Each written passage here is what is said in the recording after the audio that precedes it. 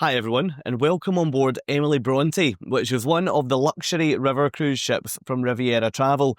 Now, before taking this cruise, I had no idea what to expect from a cruise on a river rather than a cruise on an ocean. I knew the ships were going to be very different, I knew the experience would be totally different, and I just had no idea what to expect. As a result of that, there have been a huge number of things that have surprised me over the course of the last week, and that's exactly what I want to talk to you about today in this video. I'm going to cover with you the top 10 things that have surprised me while going through this whole experience of my first river cruise. If you do find this video useful and if you enjoy it, it would be great if you would give it a thumbs up, which you should be able to do just beneath the video. And while you're there, why not click that subscribe button? It massively helps my channel to grow, helps me to reach more people, and it allows you to come on all of my adventures going forward. So look, enough from me here. Let's get started on the 10 things that have surprised me about river cruising when I'm so used to the ocean. The first thing that's really surprised me about river cruising this week is just how different this type of cruise is to an ocean cruise. First, river cruises are far more port intensive than ocean cruises. If you think about an ocean cruise, you typically wake up in the morning as the ship's docking. You'll then head ashore and explore all day before returning to the ship, usually mid to late afternoon. At that point, the ship will then set sail and it'll then spend the night and sometimes even the following day at sea, travelling to the next place, where you'll dock the following morning or sometimes even the day after. If I compare that to river cruising, the experience I've had this week has been so different. Every single day of this river cruise, I've docked somewhere new. On a couple of the days, we've then docked in two places. We've sometimes even docked in a third place on the same day.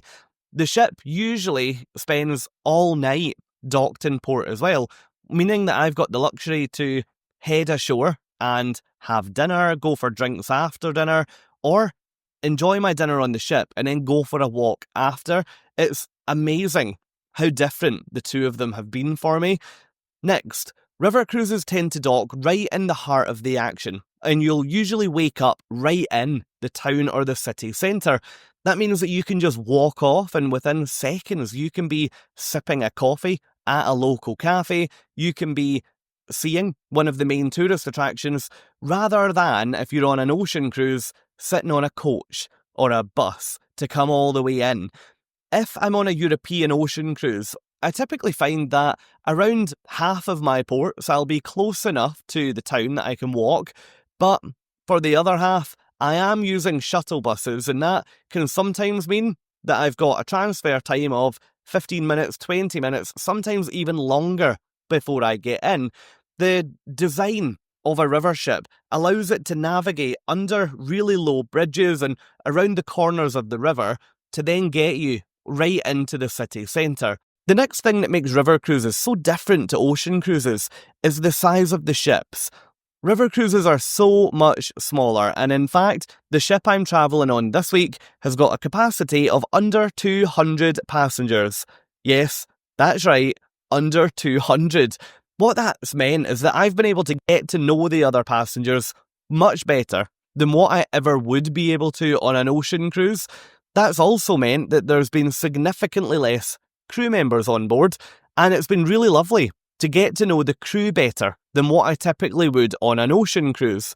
Now don't worry, if you are watching this video and thinking, oh, that's my nightmare to get to know all the other people on board, you absolutely don't have to. You can get as involved or be as quiet as you want. You absolutely don't have to. But as someone who spends a lot of time solo on cruise ships, I've really enjoyed getting to know so many other people on board. The final point I'll make for now on why river cruising and ocean cruising is so different is that there really is very little movement on a river cruise. On an ocean cruise, I'll typically see that if I'm having dinner, for example, the wine in my glass will be moving slightly, even if it's a totally calm night. If you then look at the more extreme evenings on cruise ships, you really will feel movement on board. However, on the rivers, I haven't felt much movement at all. Now, I would be lying to say that I haven't felt any movement at all. That simply isn't the case. But the movement I have been able to feel has been pretty calming, pretty relaxing, and really nothing in comparison to what I've previously felt on ocean cruise ships. The next thing that's really surprised me while cruising on the rivers this week is how fascinated I've been with everything that's going on around me. Now, I am a little bit of a self-confessed ship geek. Okay, I love everything to do with cruise ships, and this week I have loved seeing everything happening on this river ship. There is so much to look at because you've got land so close on either side, and the whole experience is just so different to what I'm used to. Some of the aspects that I've been fascinated with include going through locks on the Moselle River. I found that incredible, watching this huge river cruise ship transition through these little locks. There's also other ships that go by, so you'll sometimes see other river cruise ships, you'll sometimes see cargo ships. It's been amazing to watch them. I've been able to speak to, would you believe, and wave at people ashore. Sometimes when we transition through locks, we've then been able to see people waiting at the lock, watching us go through, and they've said good morning and a few other things to us, and it's been amazing to be able to see that. And finally, I've really enjoyed the docking operations, so watching how this ship actually gets onto a dock and how we can then go ashore. I've loved watching it all. My top tip on this point is that you really need to make sure that if you are like me and you love to take photos, you love to take videos, and you love to document your travels, make sure that on a river cruise you've got mobile charging packs, just so that you can keep your phone and your camera charged while you're moving around. This is one thing that I really struggled with, to be honest. I found that even on the days where I was relaxing on the top deck of the ship, because the scenery was constantly moving, I was constantly taking photos. So yes, if you're even slightly like me, make sure you take a portable charging pack. The next thing that's really surprised me about this river cruise this week is just how easy it's been to board the ship and also to leave the ship, both on day one, but also every single day throughout the cruise. On an ocean cruise ship, you'll find that you have to go through a security team to scan your card when you leave. You'll then go through the process of what feels a little like airport-style security when you come back on, where your bags will go through X-ray machines, you'll then walk through a body scanner. On this river cruise, it's been nothing like that at all. All that I've had to do when I go to leave the ship or when I come back onto the ship is simply scan my card that lets me into my cabin. It will then say either have a good day if you're leaving or welcome back on board if you're coming back. This only takes a few seconds and it's been totally different to what I've seen on previous ocean cruise ships. The fourth thing that's really surprised me about river cruises is that the ships are so similar across the brands. Now, ships are relatively limited on the rivers from a build and design point of view, just simply due to the nature of the rivers. They need to be low to get under some of those low bridges, especially as water levels rise later in the season. They also need to be long to then compensate for the fact that they are shorter, so they have to fit all of those bedrooms in. They have to have a lounge, they have to have a restaurant, they will often have an additional dining venue, and they have to have a sun deck up on top. That then means that there is very little creative flair that these cruise lines can do from a build point of view. I found it amazing to look at all the different cruise ships from all the different cruise lines and see just how similar they all are. Now, what will change by cruise line is the onboard experience. So it is really, really important if you're considering a river cruise to dive into the detail of exactly what are those cruise lines offering, because you will find that the American lines, for example, will feel very different to the British lines. So it's worth giving that some thought, but rest assured the ships are going to be really similar regardless of which cruise line and which brand you opt to cruise on. Number 5. The fifth thing that's really surprised me about river cruising this week, and this is quite a personal one, is how into it I've felt comfortable being throughout the cruise. When I travel and when I cruise, I usually really enjoy my own company for probably the majority of the time, and then I also enjoy being sociable, but on my terms. So, for example, I would enjoy going to a solo traveller meetup on a cruise for 1 hour, but the rest of the day, that's my day that I can relax and I can enjoy my own company. However, on this river cruise, I have felt comfortable socialising every single night. I think going back to my previous point, it's because I've been able to get to know people so much better on here than what I ever have done on an ocean cruise. I really enjoyed going for dinner and then after dinner retreating up to the bar where I could then speak to other passengers and find out more about their day and find out more about them. It's been massively surprising. One thing that I was nervous about, with this being my first ever river cruise, was the average age on board. Many people had told me that I would feel really, really young in comparison to all of the other passengers, and that might then mean that I wouldn't really get to interact with many people because I would just stand out. Now, that hasn't been the case at all. What has been the case is that, yes, I have been significantly younger than the majority of the other passengers on board. However, this environment has been so friendly and so welcoming, and I have made what I would genuinely consider to be good friends on this cruise, regardless of the average age. The next thing that's really surprised me about river cruising this week is just how many ships there are operating on these rivers. Now, I have been cruising on the Rhine and the Moselle, which are two of the most popular rivers in Germany, but wow, I didn't expect there to be so many ships. Every single time that the ship I've been travelling on has been docked, we've had another ship either in front of us, behind us, or attached onto us full of passengers. Some ports have had river ships docking 2 deep, 3 deep, and that's been the total norm. On those days, the landmarks and the attractions and the towns, they do feel busy, but I would say they handle the crowds really, really well. You have to remember that there's not thousands and thousands of passengers on these ships. Usually, there's only a few hundred. I'm not just referring to river cruise ships here, I'm also referring to cargo ships and the amount of other boating traffic that we've seen on the Rhine and Moselle this week. Even when we've been docked in towns, we've then had so many ships passing. It's been amazing to just sit and watch every single one go by. I could do it all day, but yeah, I've been amazed at how busy the rivers have been and how much traffic there's been on them. Number 7. I've been surprised at just how much time I've wanted to spend in my cabin. When I cruise on an ocean cruise ship, I tend to spend very minimal and very limited time in my cabin, but I've loved coming back to just spend a bit of time relaxing in the room while on this river cruise. That's probably due to a number of different reasons, but this cabin has felt much more premium than what I'm used to on ocean cruises, so that will come into it. Another thing that I've loved about this cabin on board is that it's got so much glass, and I absolutely don't miss out on the views while I'm spending time in the cabin. It's also got a kettle and a coffee machine in here, and it's got armchairs, so I can come in here, make a coffee, and chill out.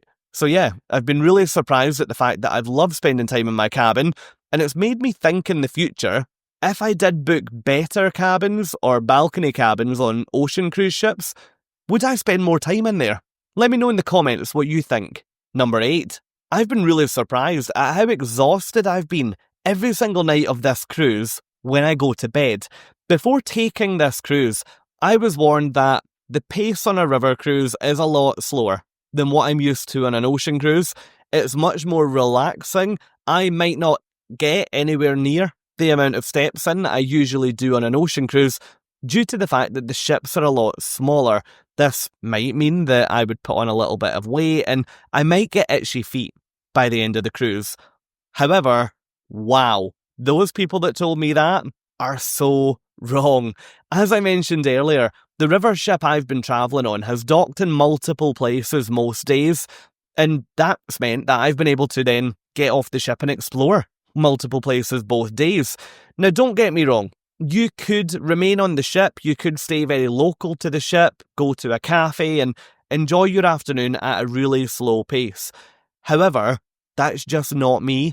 My approach is to put on my trainers, go for a walk, go for a run, and see what I can find during the small number of hours that we're docked there. Every single evening, I've gone to bed so tired after racking up thousands and thousands of steps. I've found this river cruise great from a fitness point of view, would you believe? But yes, I have been really surprised at how tired I've been when I've went to bed every evening. The ninth thing that's really surprised me about river cruising this week is just how easy it's all been and how relaxed I've felt throughout the whole experience. Now, if I go and touch on a little bit of a personal point, I can sometimes feel a bit anxious going into new scenarios, especially when it's something new that I'm not used to. I can sometimes feel that way when I get on a new cruise ship for the first time because I just don't know where anything is. Not only was this experience a new ship for me, it was also a whole new holiday experience for me, and I was nervous until the point that I landed at Dusseldorf Airport on day one. From the point of landing, Riviera Travel, the company I've been cruising with, have taken care of everything, and I believe this is the case for the majority of river cruise lines, especially if you're on a cruise in Europe. I haven't had to worry about transfers to and from the ship. I haven't had to think about excursions because they've been included every day. I haven't felt this relaxed in years. There are two people on board, the cruise director and a cruise concierge, who have been available on this cruise to help with absolutely anything. I haven't needed them, but I know that quite a few people have found them incredibly useful. But yes, the ninth thing that surprised me is how easy the whole experience has been and how relaxed I've felt up until now and how relaxed I'm going to feel heading home. The final thing that's really surprised me following my first river cruise is how amazing the scenery's been. Before I took this cruise, I was told by quite a few people that the scenery on here would be remarkable, but honestly, wow, I didn't expect it to be anything near what it's ended up looking like. Every single day, the scenery from this river ship has been stunning.